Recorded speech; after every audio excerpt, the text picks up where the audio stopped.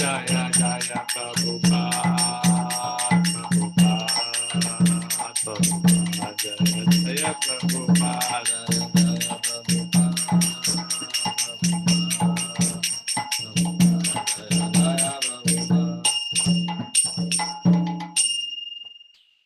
Jaya Om Vishnupada Paramahamsa Parivrajakaacharya Ashtotra Sadashri Srimad Abhay Charanaaravinda Bhakti Vedanta Swami Srila Prabhupada ki Jai. Jai Om Vishnupada Paramahamsa Parivrajakaacharya Ashtotra Sadashri Srimad Bhakti Siddhanta Saraswati Goswami Maharaj Srila Prabhupada ki Jai.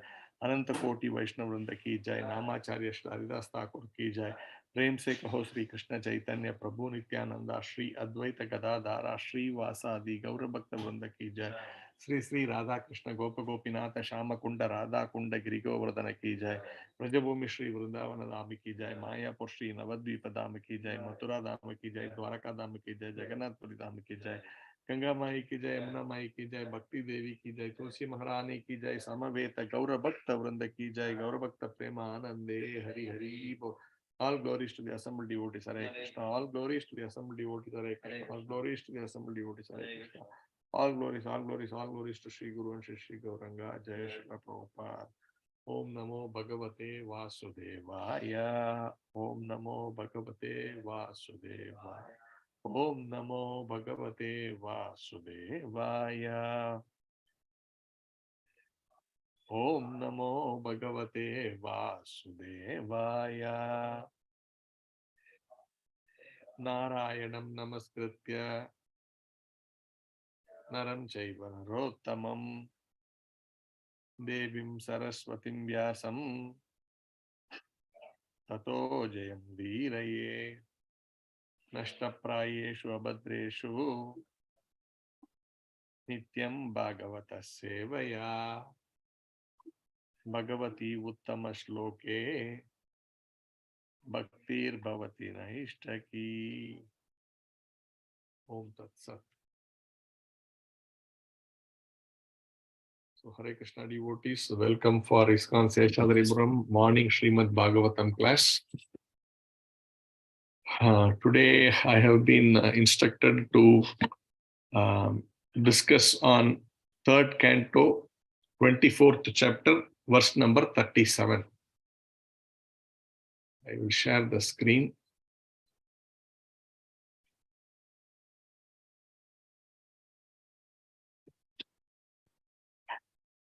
Now let's chant the verse.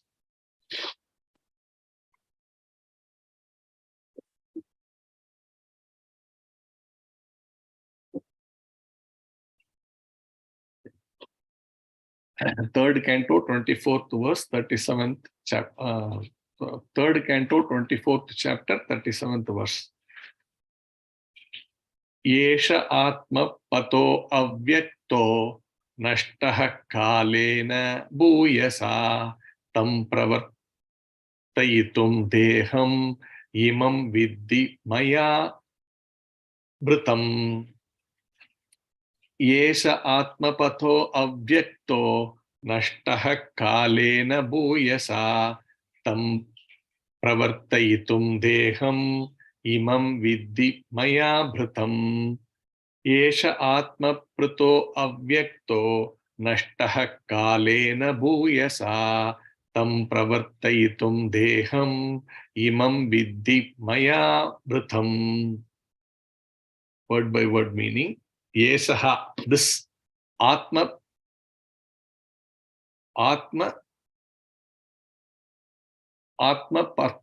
parto, atma pataha, path of self-realization, avyaktaha, difficult to be known, nashtaha, lost, kalena bhuyasa, in the course of time, tam, this, pravartayitum, to introduce again, deham, body, imam, this, vidhi, please know, maya, by me, bhritam, assumed. Translation. And purport by His Divine Grace A.C. Bhakti Vedanta Swami Srila Prabhupada ki Jai. This path of self-realization, which is difficult to understand, has now been lost in the course of time. Please know that I have assumed this body of Kapila to introduce and explain this philosophy to human society. Again, purport. It is not true that Sankhya philosophy is a new system of philosophy introduced by Kapila, as material philosophers introduce new kinds of mental speculative thought to supersede that of another philosopher. On the material platform, everyone, especially the mental speculator, tries to be more prominent than others. The field of activity of the speculators is the mind. There is no limit to the different ways in which one can agitate the mind, and thus one can put forward an unlimited number of theories. Sankhya philosophy is not like that. It is not mental speculation, it is factual. But at the time of Kapila, it was lost. In due course of time, a particular type of knowledge may be lost or may be covered for the time being. That is the nature of this material world. A similar statement was made by Lord Krishna in Bhagavad Gita. Sa kale neha mahata yoga nashtaha. In course of time, the yoga system, as stated in Bhagavad Gita, was lost. It was coming in parampara, the disciplic succession, but due to the passage of time, it was lost. The time factor is so pressing that in the course of time, everything within this material world is spoiled or lost. The yoga system of Bhagavad Gita was lost before the meeting of Krishna and Arjuna. Therefore, Krishna again enunciated the same ancient yoga system to Arjuna, who could actually understand Bhagavad Gita. Similarly, Kapila also said the system of yoga, system of Sankhya philosophy, was not exactly being introduced by him. It was already current, but in course of time, it was mysteriously lost, and therefore he appeared to reintroduce it. That is the purpose. That is the purpose of the incarnation of Godhead. Yada yada hi dharmasya glanir bhavati bharata.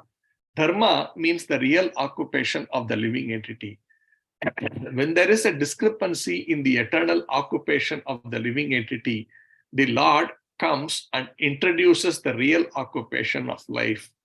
And so-called religious system that is not in the line of devotional service is called adharma samstapana. When people forget their eternal relationship with God and engage in something other than devotional service, their engagement is called irreligion. How one can get out of the miserable condition of material life is stated in Sankhya philosophy, and the Lord himself is explaining this sublime system. Om Ajnana Timirandasya Jnananjana Shalakaya Chakshur Unmilitam Yena Tasmai Shri Gurave Namaha. Shri Chaitanya Manobishtam Stapitam Yena Bhutale Swayam Rupa Kadamahyam Dadanti Sva Padantikam Vandeham Shri Guru Shri Yuta Padakamalam Shri Gurun Vaishnavamsha Shri Rupam Sagra Jatam Sahagana Raghunathan Vitam Tamsa Jivam Sadvaitam Savadutam Parijana Sahitam Krishna Chaitanya Devam Shri Radha Krishna Padan Sahagana Lalita Shri Vishakan Vitamscha.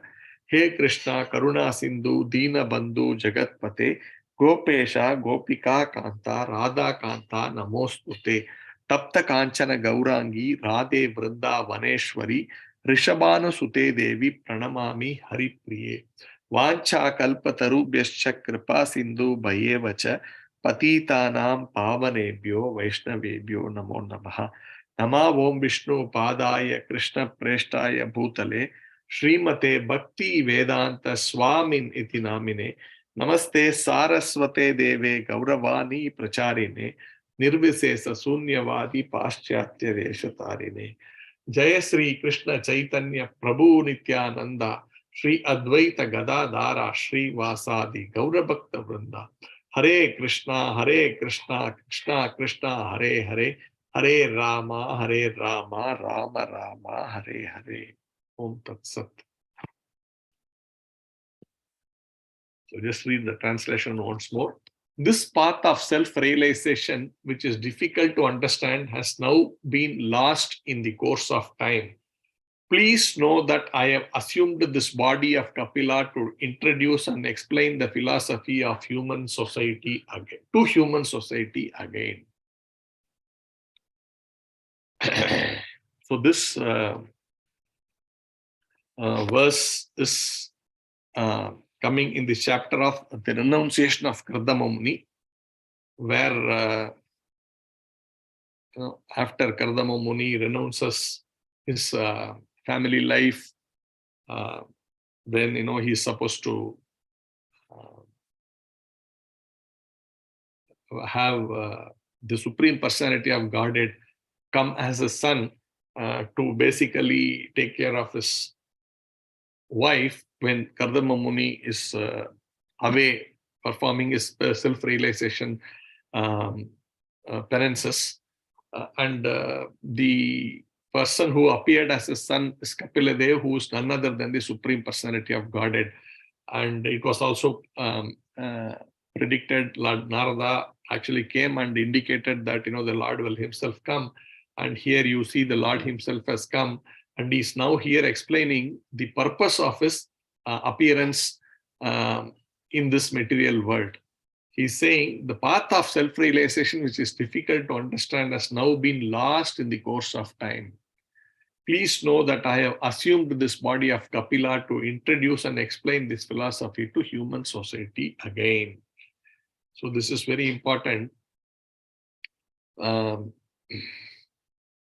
And Prabhupada is writing that the Sankhya philosophy is not something which is newly introduced by someone, including himself, Kapila Dev, the Supreme Personality of Godhead himself in the form of Kapila Dev. That he is saying, I am not coming to introduce this. But he says,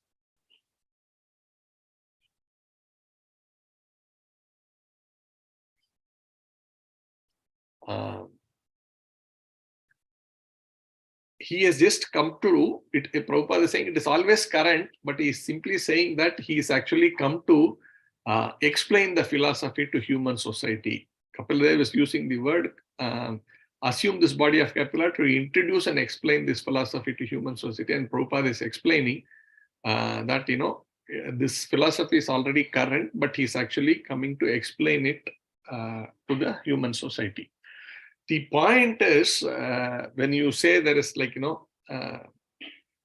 and he's elaborately discussing on this mental speculation. So the point here is, when someone is called a Muni, if you see, Prabhupada explains that very nicely in the second chapter, 56th verse, where there is a point on Stitadir Muni Uchyate. Stitadir Munir Uchyate. There is a word like that. Vitaraha Bhayak Krodha Stitadir Munir Uchyate. While explaining that, Prabhupada is writing, the word Muni means one who can agitate his mind in various ways for mental speculation without coming to a factual conclusion. It is said that every Muni has a different angle of vision. And unless a Muni differs from other Munis, he cannot be called a Muni in the strict sense of the term. And he's quoting this from the Mahabharata, Vanaparva 313-117, Nasav Vrishi Yasya Matam Na Bhinnam. That he's explaining there. That means every Muni means it is to agitate the mind. If you see in this purport also, Prabhupada writes the same words. It's not something which he says differently in different places. He says, on the material platform, everyone, especially the mental speculators, tries to be more prominent than the others. The field of activity of the speculators is the mind. There is no limit to the different ways in which one can agitate the mind. You see the same words, the same thing about each Muni having a different philosophy, vision. And thus one can put forward an unlimited number of theories. So this is very important. And because of such mental speculation, the whole thing gets lost. And he is also talking about the concept of this philosophy of Sankhya, or the philosophy of the Bhagavad Gita, or the philosophy of devotional service to the Supreme Personality of Godhead. All of these are very same. In fact, last Thursday, I just, at a high level clarified this when Padmanabha Achyuta Prabhu was giving a class on in the same chapter, another verse. See, the point is the Sankhya philosophy is actually non-different from what Krishna spoke in the Bhagavad Gita. That means the devotional service to the Supreme Personality of Godhead. There was in between another philosopher called Sankhya, another philosopher called Kapila, but he is completely different from this Kapila, who is the incarnation of Supreme Personality of Godhead. That Kapila gave and actually spread materialistic philosophy in the name of Sankhya. So that we need to be very clear. And sometimes many people talk about Sankhya philosophy as being an analytical study of the soul and all that. But that is not what Prabhupada said. Even in the Bhagavad Gita, he says, the word Sankhya used in that second chapter is actually about analytical study, but that is not referring to this Sankhya philosophy. And the Sankhya philosophy given by this impostor Kapila is completely atheistic philosophy. It has not got anything to do with the original philosophy given by Kapila, which also was not introduced by Kapila Dev, because Kapila Dev actually expounded that philosophy of self-realization in the service of the Supreme Personality of Godhead, which is same as the philosophy of devotional service given by the Supreme Personality of Godhead, Lord Sri Krishna, in Srimad Bhagavad Gita. So this is very to be clear. But then this philosophy is actually lost. That is what here Kapila Muni is saying. Because this philosophy, which is very difficult to understand, has now been lost in the course of time. So Krishna is also saying that in the Bhagavad Gita, where he is talking about the fourth chapter, in that second verse, he is saying, Evam parampara praptam imam rajarasheyo viduhu sakalena mahata yoga nashtaha parantapa. This supreme science was thus received through the chain of disciplic succession, and the saintly kings understood it in that way. But in course of time, the succession was broken, and therefore the science as it is appeared to be lost. So he's saying, no, appear to be lost.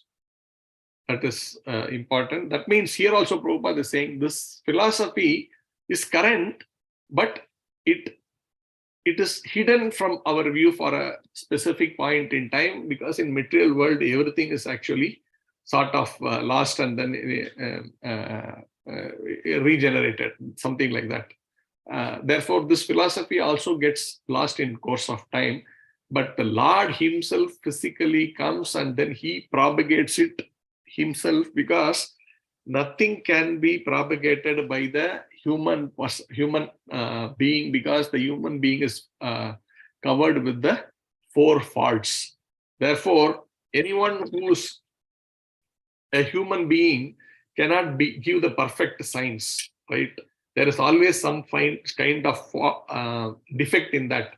So there are the four faults are there. We all know that one is that, our senses are imperfect. And to err is human, they say. Therefore, there is always mistakes committed by the human beings. The first one is that, the other one which I mentioned is that the senses are imperfect, because we cannot achieve anything which is perfect with an imperfect tool, right? You can't create something which is perfect with some imperfection to begin with. Therefore, you should have perfection to give something perfect. That is there. And also the propensity to cheat is there. And to be illusioned, it is also there in a human being. Therefore, with these four defects, one cannot give something which is perfect. And therefore, then who can come and give the perfect message is only the person who is actually perfect himself. And that is only the Supreme Personality of Godhead. Right from Lord Brahma to down to the ants, everyone has some imperfections in their thing, because they are, after all, jivas. They are not complete in that sense. But the Supreme Personality of Godhead is complete, and from him, everything is, whatever comes from him is also in that sense complete. And therefore, he is able to give something which is perfect. And therefore, he has to personally come and then deliver this message. And therefore, he has to come, and he is also coming.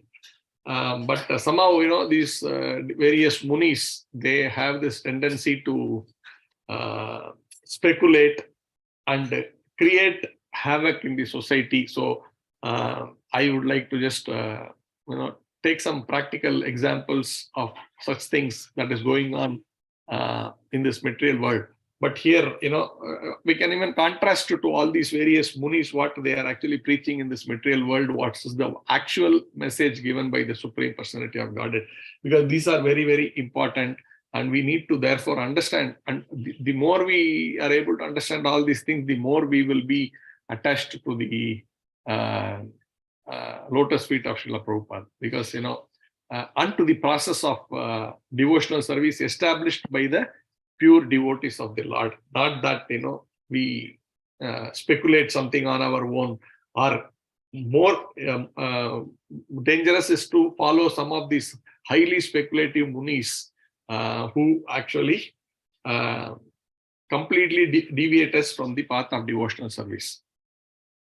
So it is also mentioned right here, Prabhupada is writing, Dharma means real occupation of the living entity. That means many people interpret this dharma as your occupational duty, or maybe the dharma or the duty specific to your body, right? For example, I could be the father, or I could be the servant in my organization, or I could be the husband to my wife. I could be a leader in the society, whatever. So, and people immediately relate that to the specific function that I have to do in relation to that relationship which I have to the different things. Or some people interpret it as to the varnashrama dharma, which is basically the varna and ashrama. That means it could be the your classification as a brahmana, kshatriya, or vaishya, or shudra, or to the various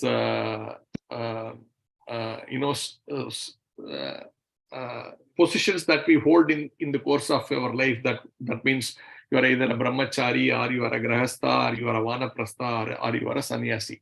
So while this all could mean in some form and shape, the ultimate dharma is actually to understand that I am a pure spirit soul, and therefore my dharma is actually to serve the whole. I am a minuscule of the whole, and my natural tendency is to actually serve that whole, that Supreme Personality of Godhead, Lord Sri Krishna. So this is the actual dharma, and he's saying, when there is a discrepancy in the eternal occupation of the living entity, the Lord comes and introduces the real occupation of life. And so-called religious system that is not in line of devotional service is called adharma samstapana. Adharma samstapana. That means that which is against this established religious principles is adharma. And the Lord is coming to establish real religion, real dharma. That means how to be an eternal servant of the Supreme Personality of Godhead.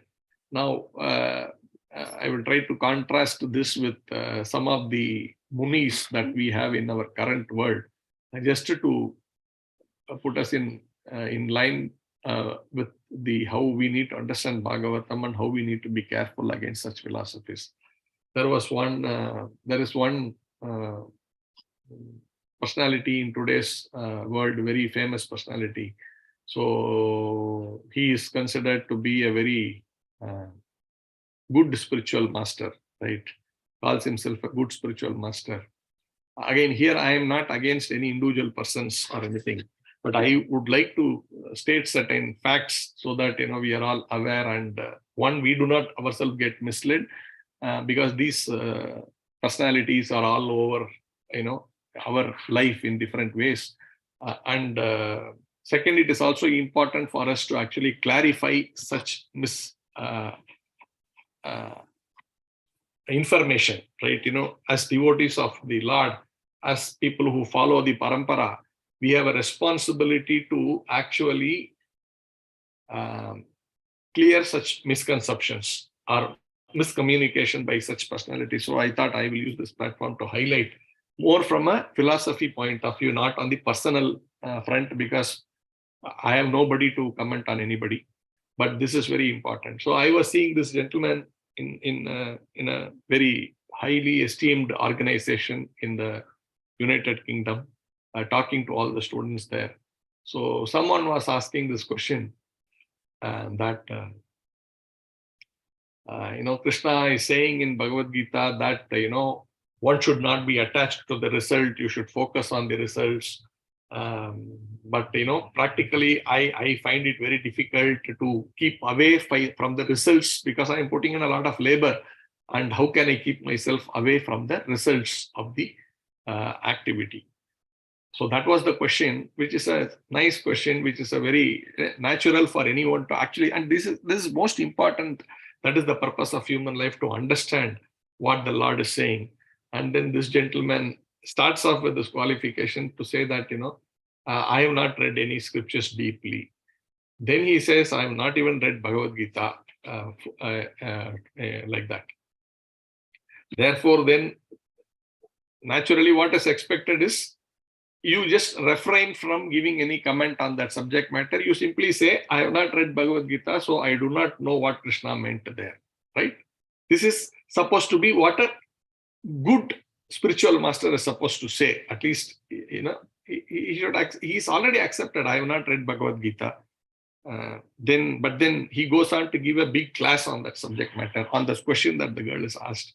And everything that he's saying there is completely taking against what we are reading here in Srimad Bhagavatam and Srimad Bhagavad Gita. So therefore, it is important to understand this, the self-realization process is very, very difficult, and it is getting lost in course of time, and it is being speculated upon by hundreds and hundreds of people, and particularly when people who the so-called leaders are doing something like that, then the entire population get miscommunication.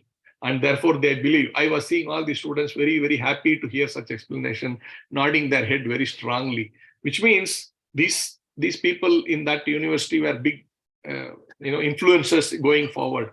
And they are going to carry this message and going to give it to so many other people. And you see how this Yoga Nashta Parantapa is going to happen, because people are going to get this wrong message and are getting this wrong message, and they are going to go on proliferate this to many, many people out there who they have influence over. And those people believe them and they accept this, and then they go on. And this is exactly what is happening, that how this message is lost. And therefore, we should not unnecessarily try to speculate, but take it in the parampara system, starting from the Supreme Personality of Godhead. Like here, Kapila Dev is saying, I have come to personally introduce and explain the philosophy to human society. So we need to take it from these incarnations of the Lord, not from these munis who are speculators. So though this person went on to say that, because I want to actually go a little further into that so-called explanation given. So there, this gentleman went on to say that, this Bhagavad Gita was, we all know that it has been spoken between Arjuna and Krishna. And Arjuna never spoke any words, actually. He lived on for X number of years post the war, but he never spoke anything about his interaction with Krishna. But, this was all spoken by a person called Sanjaya. And, this person is actually a servant of the king. So this person is a servant of a king, and he doesn't have any context, because Arjuna and Krishna are very great friends. They have a different mood, and it's like when two lovers are talking, then they sometimes seem to be fighting, but they are not fighting. They are having their specific affair, which we do not know. This is how the gentleman explained, like that Krishna and Arjuna are having a wonderful exchange, which this Sanjaya cannot understand. Like, after all, he's a servant of a king. And he goes on to say, a servant of a king is very dependable, and he is not supposed to put his own opinions into the whole subject matter. And therefore, he's simply repeating what this Krishna is saying, but he does not understand the mood and the essence in which Krishna is saying. So, in other words, basically, this gentleman is belittling the entire Bhagavad Gita. That is something which happened between these two personalities. It was not meant for anybody else. Neither did Sanjaya understand, neither what Sanjaya said is something which you can take. If you say it is between these two people, and here is this Sanjaya who gave this, we are trying to put a question mark even on the Bhagavad Gita to say whether, okay, Krishna spoke, that is between those two. That has got nothing to do with anybody else. Why the hell do you read Bhagavad Gita, right? It could be interpreted that way also. And disqualifying Sanjaya for narrating the Bhagavad Gita, in one sense, to say, after all, he's a servant, right? He said what he heard, that's all. But that's got nothing to do with it. And then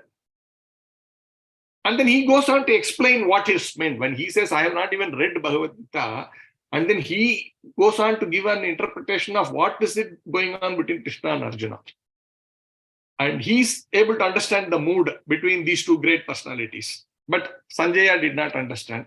And he's also using the word there to say, Sanjaya said, as it was. And as it was something that we cannot use, because we don't understand what is the mood of these two people. So such kind of derogatory commentary is not something which is good to understand scriptures. Arjuna is not a fool, and in many places Prabhupada writes, right, why does Arjuna ask certain questions? If they are so intimate, does Arjuna not know that Krishna is the Supreme Personality of Godhead? Why he asks these obvious questions? And Prabhupada explains clearly that he's asking these questions because he wants the common public to know. And Arjuna clearly knows also that Sanjaya is actually doing a live telecast of this thing, right? And Sanjaya is recording the whole stuff. And Lord Ganesha is actually writing it down, documenting it in history with his own tusk. And Ganesha is not a fool to break his tusk to record this important history in the world, right? Why would he go to the extent of harming himself by breaking his tusk and writing this matter down, that which was spoken by Vyasadeva, in which Vyasadeva comments that Sanjaya said all of these things. And Ganesha is taking all the pain to write it down, breaking his own tusk. Is he a fool to write something which is not to be known to the rest of the public? Or, that what Sanjaya said is not right. Such kind of understanding of the whole stuff is really sometimes, painful. And it is important that we need to be mindful of such commentary. So the point is, Sanjaya spoke Bhagavad Gita, spoke what he heard there without interpreting. And it is more important to actually say things without interpreting, because Krishna has explained it amply. There's nothing to interpret, right? Why should we speculate? Here, this whole thing is about this mental speculation in this verse. That, why we need to interpret when Krishna is saying very clearly what is what. It is not like, when we say dharma interpretation, Prabhupada did not give, because Krishna is clearly saying what Prabhupada is doing or the parampara is doing is, they are explaining things as it is, but they are also bringing into reference an earlier verse or a verse which will come later to actually give the clear meaning to that whole thing. They are not giving their interpretation. Okay, you can also say, no, here Krishna says dharma. Why are you giving an interpretation of dharma as a devotional service to Krishna? You can call that also an interpretation. Someone may argue, but that is not an interpretation, because Krishna is explaining what that is in the 700 verses he's explaining. In elsewhere, he's clearly saying, you are a spirit soul, and you and I have always been there. I understand, I remember everything, you don't remember everything. And then, I am the Supreme Personality of Godhead, and you surrender on to me. And how the persons who are actually fully aligned to me, how they think, how they act, how they do, they are always glorifying me. They are always talking about what I am saying. So this is what they are explaining when they are explaining, rather than saying that they are giving an interpretation. They are not doing that. They are actually saying whatever Krishna is saying. As an expert, if you have known completely all of these verses and in what relationship that is being spoken in a different verse, they bring it down in this verse and explain to say, okay, this is what he means. They are not interpreting. But then here this gentleman gave an interpretation. Krishna is telling Arjuna that, don't have attachment to the work. Why did he say that? It is because everybody, Krishna himself knows that he is also working for a goal only. That means for the result only.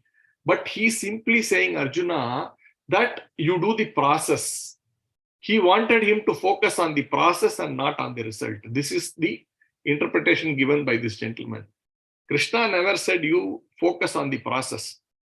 He told him, you fight this war, not connecting this to your senses personally, but connect that to me. This is what he said. But he never said, you only focus on the process. So this kind of interpretation, like, do without attachment means, yes, process anyway has to be done. Everybody knows this. But the point is, don't try to relate the result of that process to your senses, that it is for me. That is what he is saying. But you relate that to the overall picture that is for the whole, which is the Supreme Personality of God. And he says, you dedicate it to me. Take that as something which you are doing for me, but not for your senses. And in that process of doing something for me is actually serving me, doing that is a devotional service. That is what Krishna is saying. But here this gentleman is interpreting it as, he is simply saying you dedicate yourself to the process, which is what today the whole mechanical world has become. Like, everybody is actually a small piece in the whole system of material thing. People don't like, when you are a professor, they say your job is simply to teach. You don't have to be a example yourself. Like, you are just a small bit in that process, right? You simply have to transmit this knowledge, but you do not need to have a personal, moral personality. Like, you can smoke, you can drink, you can do whatever. That is not important. What is important is the process of transmitting knowledge. So you don't have to be having any standards yourself in terms of your personality, but you just have to do this. So many people are getting lost only in this process, but we need to understand that, what Krishna actually meant to Arjuna when he told him, you do not get attached to the work, attached to the result, is that, you do not get attached in terms of the gratifying impact or effect of the result of your work, but look at it as a service to me, that you do it as a devotional service to me. So like this, there are, I just took this one example, but you can go on seeing everywhere, many people are giving their own interpretation. There are many times this, Gita Sar comes in WhatsApp. And then there is the story of, people give different philosophies as what is Krishna trying to say. And then there is this many forwards come, and all of these days forwarded many times with that thing it comes. It says, someone says, these avatars are coming. And then someone says, like, the various avatars, the Matsya, Kurma, Varaha, Vamana, like this.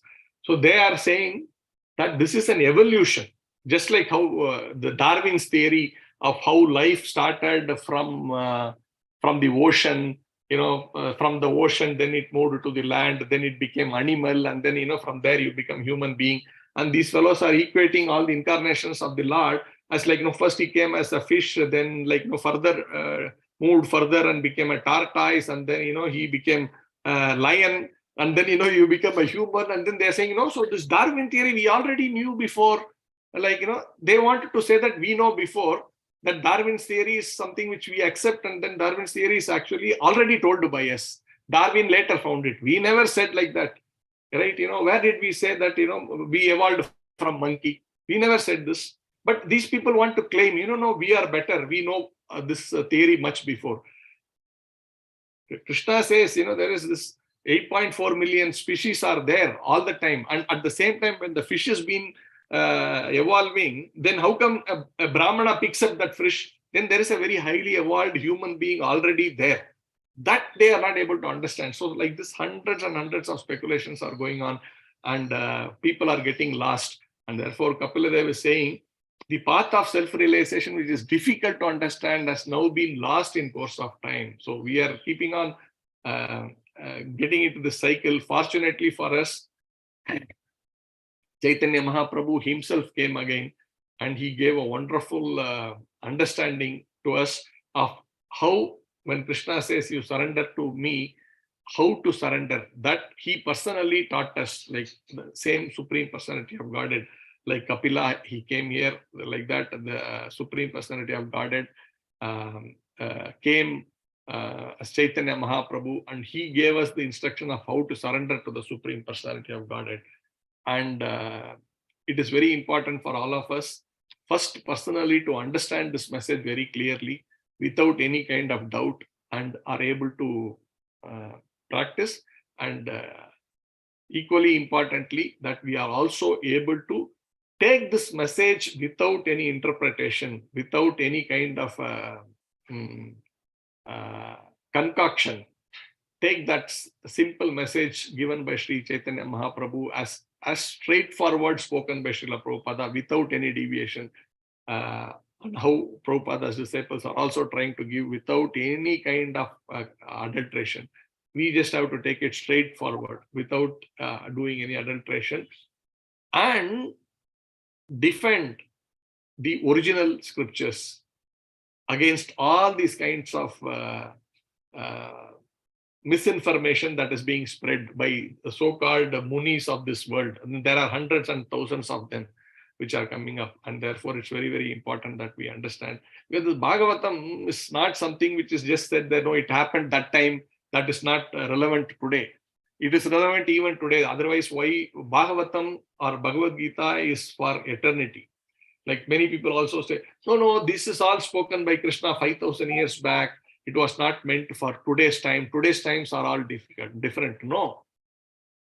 Science or the evolution, the advancement of the speculative mind of the humans have always been there, and it was even more earlier. Like think of Ravana, who's said to have tried to build a staircase to the heavenly planets. Today also we are trying to do the same. What is so different, right? It's all the same. Only thing is we are trying to use different techniques to achieve the same objective. It is all there. So nothing is new. Material world has been existing for millions and trillions of years, and there have been humans, there have been animals, there have been so many different conscious beings, and they have all been trying to do the same thing over and over again. Charvita Charvana Nam. Prabhupada will say, like, this unearthing various, what do we call that? This excavation and all people will do and find out the archaeology, right? The people will say, oh no, we have to find out the civilization, how people lived, how people did. This is Prabhupada. They say, if you keep on digging, there will only be more and more graves. You will find, over that some more civilization would have been built. And again, that would have become a grave. If you keep digging down, you will keep finding the same thing again and again. There's nothing going to be different. So we cannot understand anything by just digging the earth. We have to understand by understanding the scriptures, because the scriptures have been given by the Supreme Personality of Godhead. So I conclude here. If there are any specific comments, questions, welcome. Hare Krishna.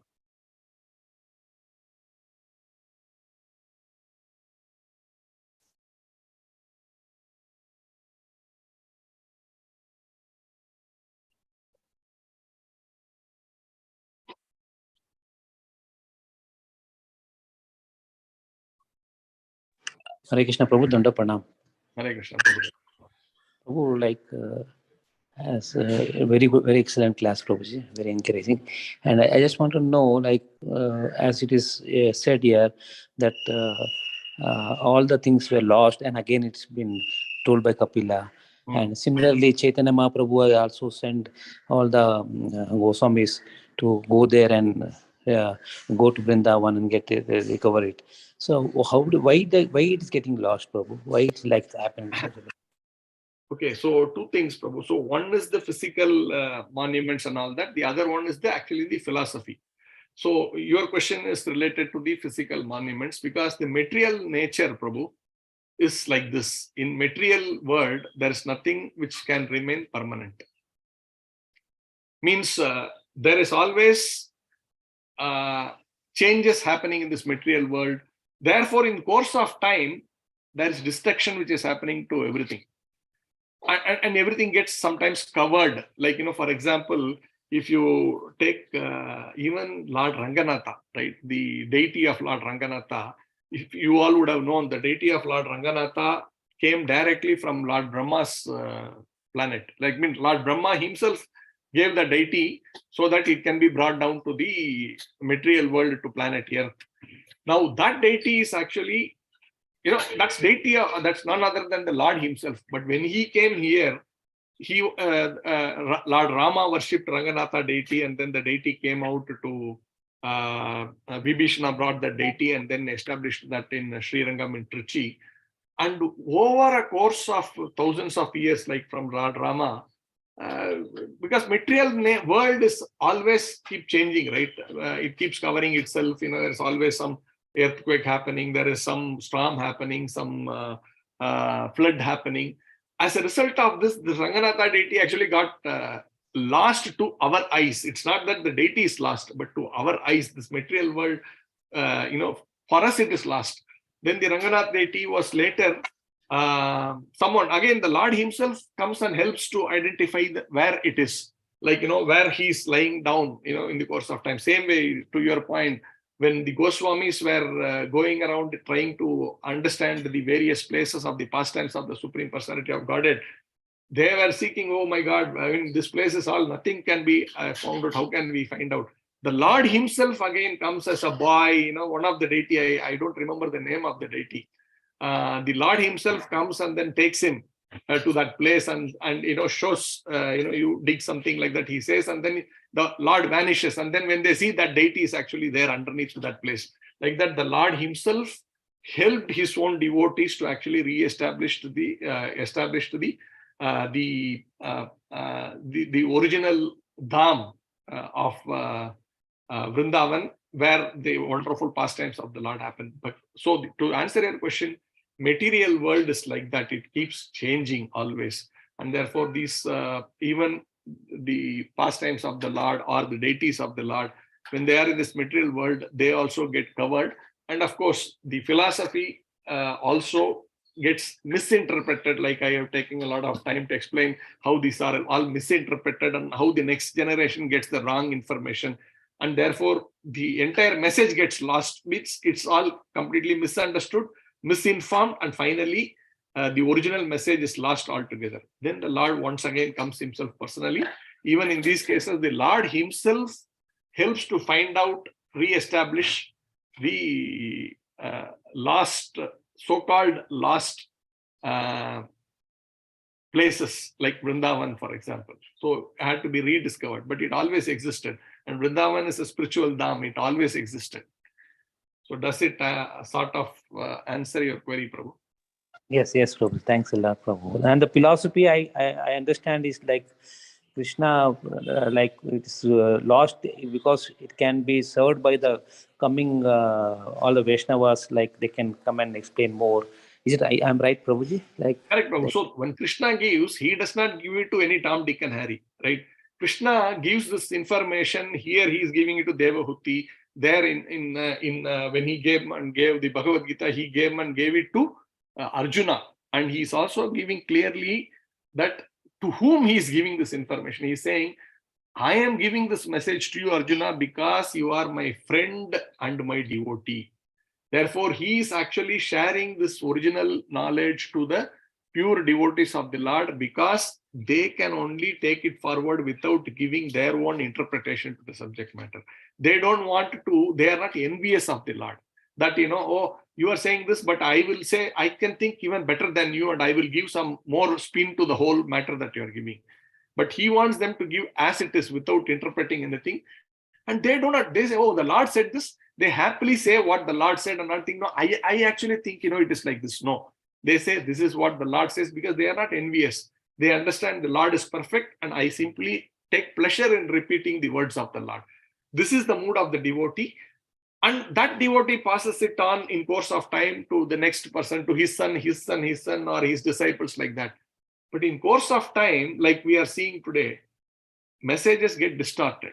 Like, someone may try to add his own little masala into that, or trying to say, no, I can do better than another person. Like, the same verse can be taken by hundreds of persons, right?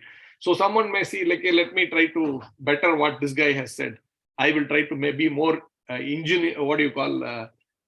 don't know, little bit more, popular by saying something different. So people deviate from the subject matter, and in the course of time, we lose that complete message. Yeah. Thank you, Prabhuji. Dandava Pranam. Jai. Hare Krishna. Thank you. Okay, so thank you all for giving your time. And whatever little I could know. Again, I did not mean this to hurt anybody. And that's why I didn't want to take the name also. But it is important that we share something which is not right, and it is being done in the society. And sometimes, particularly not anything and everything, particularly about our own scriptures and how it is interpreted. And particularly the topic today is about that. And therefore, I took the liberty to speak about it. Just that, we need to actually also clarify. We need to also communicate the correct message. Therefore, I took it not for any other purpose. Hare Krishna.